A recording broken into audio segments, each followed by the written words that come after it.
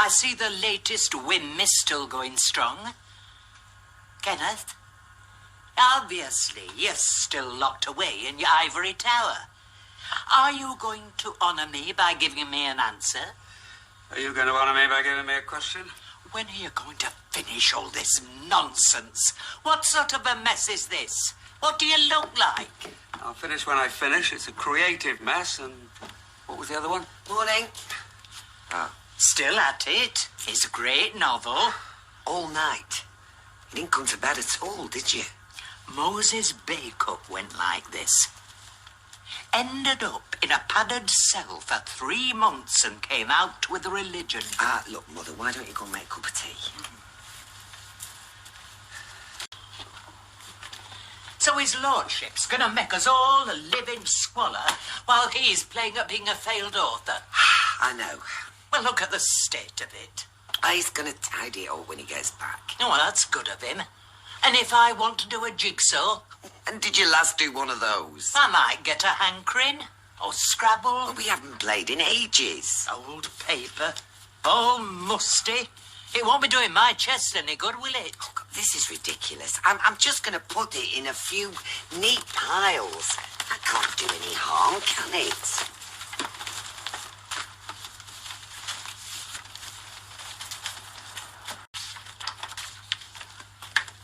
Put it away, Mother. He might have looked like a choir boy with that college scarf of his, but that lad had a mind like an open sewer. Mother! Well, he's got to have done all this, or how could he write them? Oh, don't be ridiculous. What things? You should know, madam. What? You just stop reading. The girls, hurrying home from Woolworths, didn't look up at the fire escape, and, lost in passion, we were unaware of their clattering footsteps below us. Woolworths? There's down an alley at the back of Woolies. Her hair, the colour of ripe straw, whatever that is, Look, just put it away. brushed against his naked skin, sending a shiver to his very core. What sort of language is that? His very core. I don't remember any fire escape. Hey, Hello, love. What are you doing? Just getting interested. Mother. all right. Yeah, fine. Have a good time? I mean, library, good. It was, yes, it was. Look, I want to apologise to you. Sorry I've been such a pain in the neck. Oh, price of genius. I don't know about that, but I get a bit blinkered. I'm sorry. Anyway, I'll get that table cleared now. Where is it? What? My manuscript. There.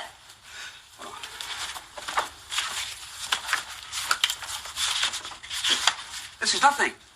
There's supposed to be 70 or more pages. Oh, well, it can't be far away. Did you take it to the library No, of with course you? I didn't. I left it there. What are you doing now? Well, it's got to be somewhere. Are you sure you haven't seen it, Mother? If I had, wouldn't I say he'd have left it at the library? I just told you I didn't take it. Oh, so you say. I have some sort of feeling that you had it tucked under your arm. What, when I went to the library, you weren't even here. I could have looked out the window. And did you? No. Come on, Deirdre, give me a hand. It's got to be somewhere.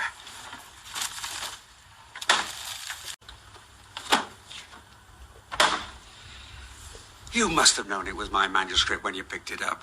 Why? Did it give off some sort of self-satisfied hum? Or did it look like any other pile of waste paper you leave around? You've been reading my work.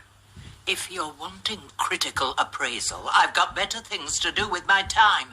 Like scraping bacon fat off the bottom of the grill pan. You had some recipe books out earlier, didn't you?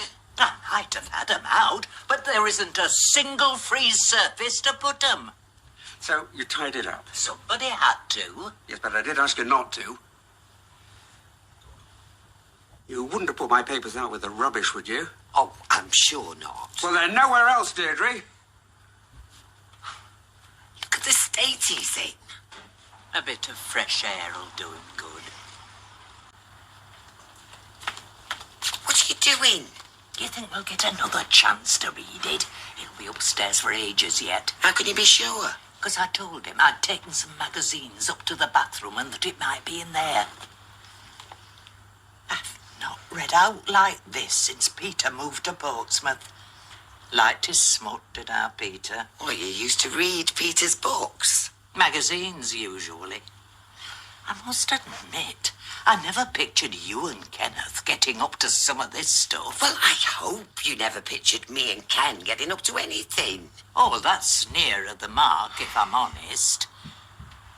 But then, I never had you down as a pert-bottomed goddess, either. Hey? You've got 30 seconds, and it's my go again.